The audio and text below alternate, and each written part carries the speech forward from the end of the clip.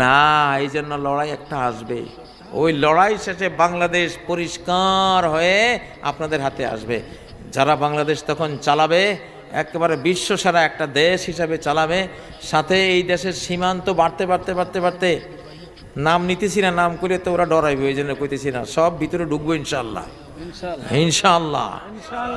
এগুলি আবু হুরায়রার গোপন ব্যাগের খবর, আবু হুরায়রার গোপন ব্যাগের মধ্যে খবরগুলি আছে। যা হোক, ক্লিয়ার সব করা বলার দরকার নেই, আমি সবসময় বলি এগুলি।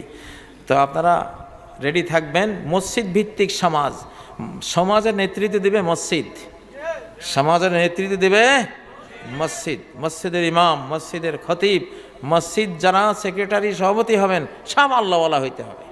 আমি যে 17-18 নম্বর আয়াত 2টা সূরা তওবা তেলাওয়াত করেছি, এখানে মসজিদ যারা ইন্নামা ইয়ামুরু মাসাজিদাল্লাহ